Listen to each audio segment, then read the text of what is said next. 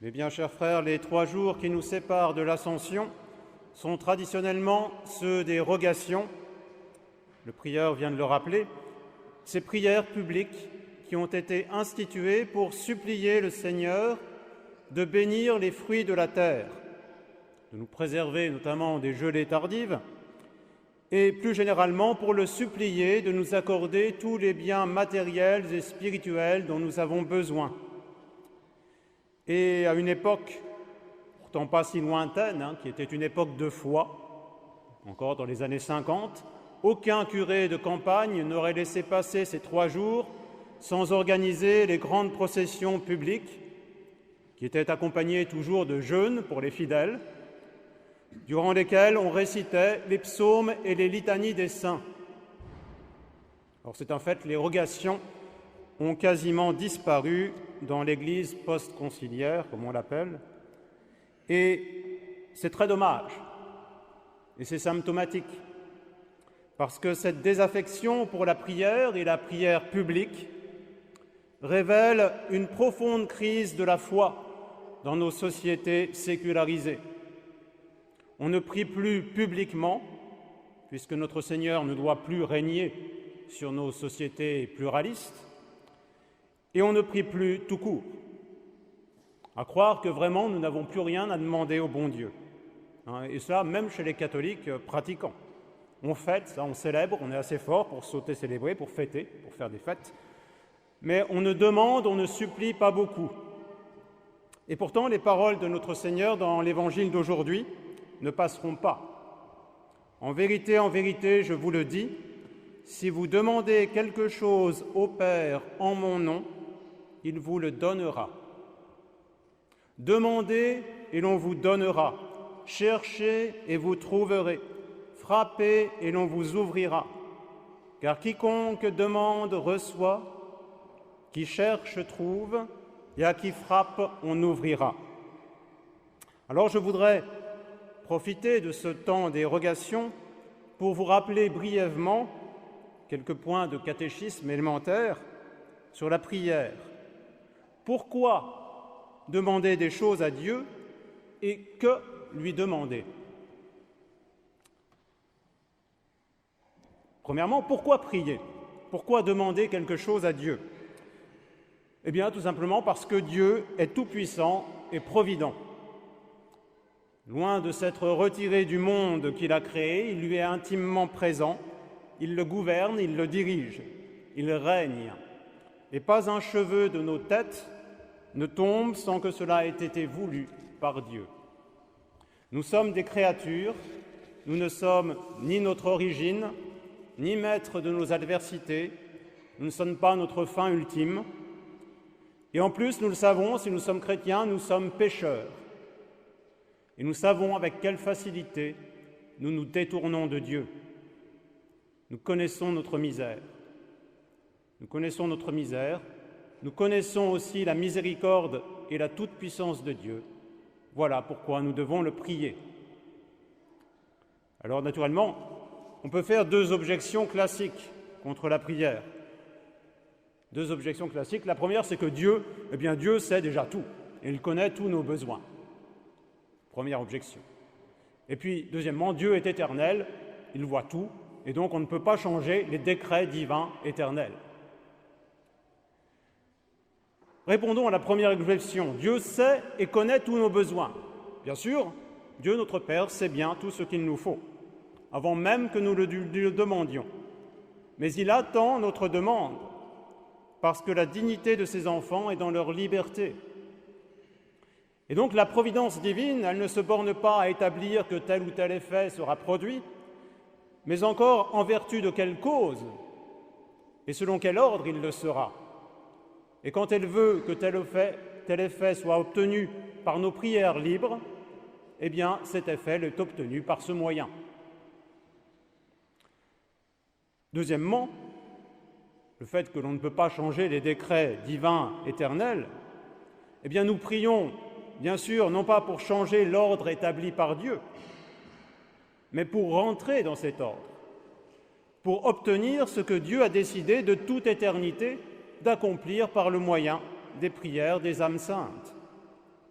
Par leurs prières, les hommes méritent de recevoir ce que Dieu a de toute éternité résolu de leur donner. Voilà. Il y aurait une troisième difficulté qui peut être assez fréquente.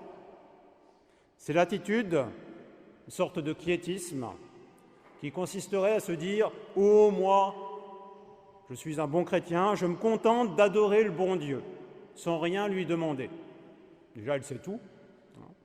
Et puis, je préfère m'abîmer en Dieu plutôt que de réclamer quelque chose. Il ne faut pas opposer les différentes formes de prière, la demande, la méditation, l'oraison, parce qu'elles se pénètrent mutuellement. Vous voyez, lorsque les disciples demandent à notre Seigneur de leur apprendre à prier, que leur dit-il? Quelle prière leur enseigne-t-il? Le Pater, qui est la plus parfaite de toutes les prières, qui est composée de 7 demandes, qui renferme tout ce qu'on peut demander. Alors dira-t-on que cette prière, le Pater Noster, qui est une prière de demande, n'est pas aussi une prière d'adoration?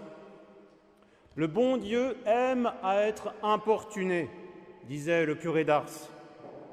Dieu est grandement honoré par nos demandes, dès lors qu'elles sont légitimes. Nous arrivons à la deuxième partie.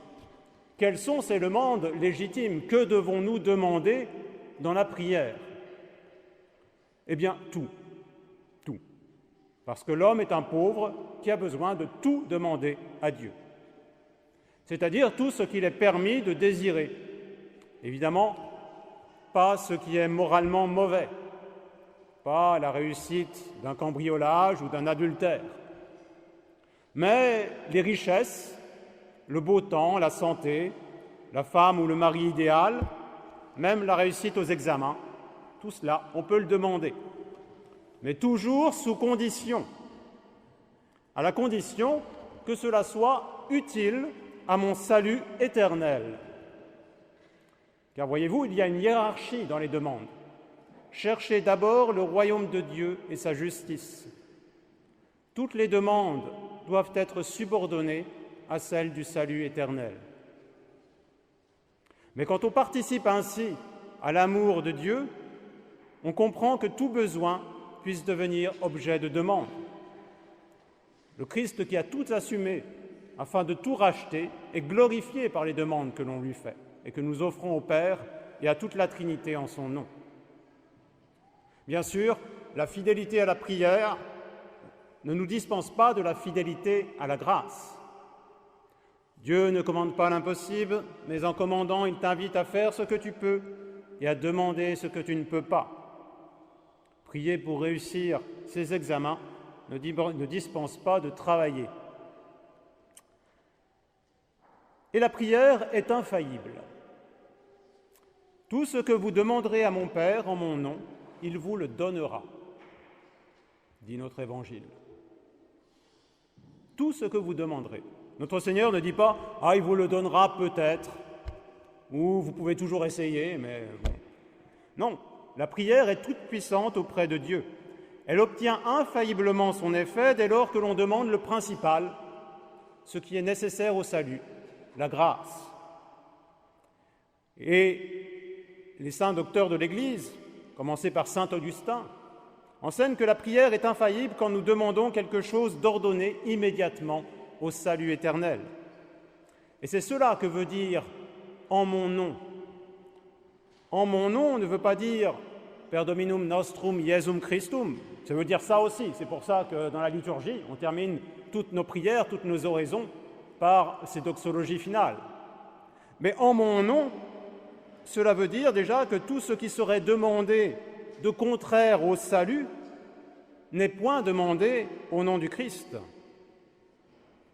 Mais si nous demandons à notre Seigneur notre conversion de tout notre cœur, il est sûr que nous l'obtiendrons. Pour cela, il nous faut demander pour soi ce qui est nécessaire au salut éternel et le faire avec piété et persévérance.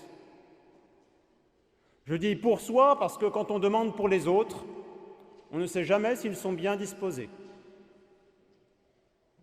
Il est dit, on le voit dans l'Ancien Testament, dans les prophètes, Dieu dit au prophète Jérémie, « Ne me prie pas pour ce peuple », en parlant d'Israël, « car je ne t'exaucerai pas ».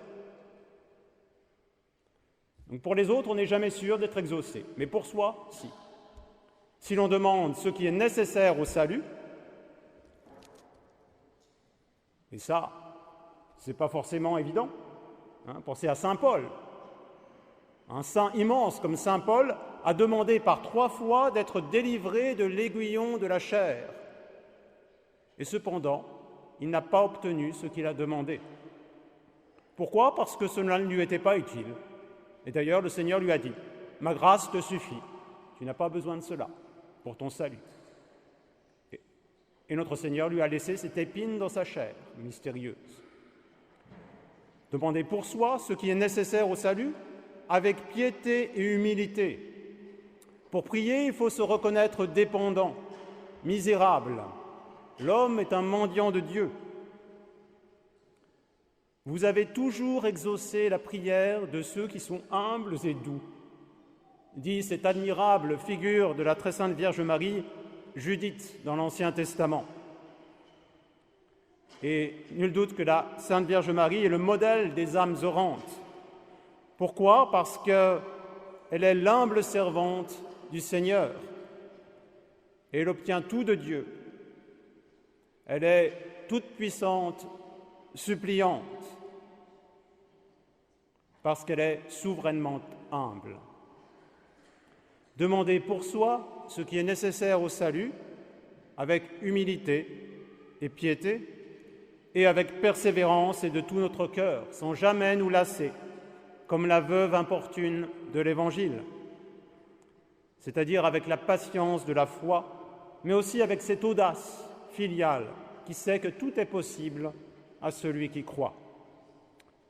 Alors, mes bien chers frères, mettons à profit ce temps des regrégation pour raviver notre prière, en nous souvenant en ce domaine que la règle fondamentale est que pour prier bien, il faut d'abord